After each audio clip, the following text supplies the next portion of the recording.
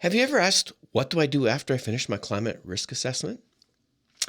Over the years, I've been asked this question many, many times.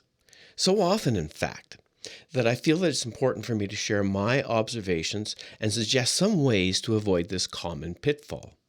By the end of this video, you'll understand the trap I call complacency paralysis, and we may have a few tips of how to avoid it along the way.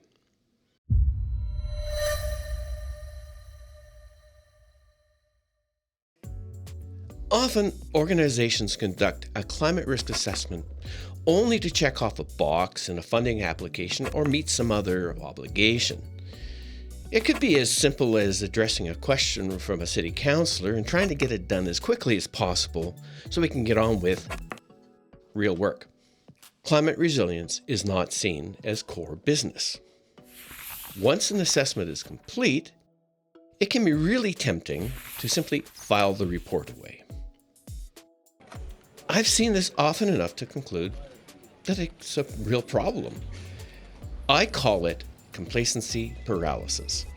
If pressed, folks may point to the assessment report like it's some sort of magic charm that eliminates all the risk. I'm not sure if they actually believe this, or if it's just a tactic to avoid spending more money and time on the problem. It seems to make the problem go away. Difficult decisions can be punted down the road, and somebody else can manage it at a later date. Unfortunately, this does nothing but increase the risk. It's a dangerous way to go about doing business. The climate risk remains. We've actually done nothing to repair it. At some point, bad things are likely to happen, potentially with really serious consequences. It's playing Russian roulette. Documenting the risk can also generate new liability. It begs a question. If you knew about this risk, why didn't you do something about it? And this can lead to legal action for negligence. The case law is still evolving on this, but as I've often said to my clients, why would you volunteer to be that case that sets the precedent? That can cost you a lot of money and cause real damage to your reputation and brand value. Whether we do an assessment out of enlightened management or because someone told us to do it, the result is the same.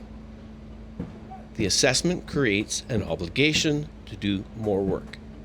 As a minimum, we have to fix the problems we have identified and document how we went about fixing it. Or better yet, we can build on our work to create a sustainable climate resilience program. So how do we avoid the trap? First, we need to document that the assessment is only the first step of a much larger process. By putting this on the table right at the beginning, we establish an expectation of ongoing work. And we also provide guidance to the assessment team on how to frame their findings and recommendations. Second, once the assessment is complete, we need to start a formal risk treatment process. Each risk should be assigned a responsible owner. This ownership is critical to the success, especially when that risk owner has to regularly report to their boss about their progress. Finally, we have to look at a climate risk assessment like it's a cycle. We do assessments on a schedule. Now, not all assessments need to be done on the same level of detail, though. And later work may only call for screening or validation. But it's the cycle that's important. It helps us document the effectiveness of our risk treatment initiatives and respond to changes in risk as our understanding of climate change matures. Thanks for joining me today.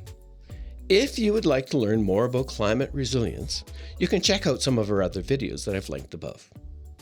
Until next time.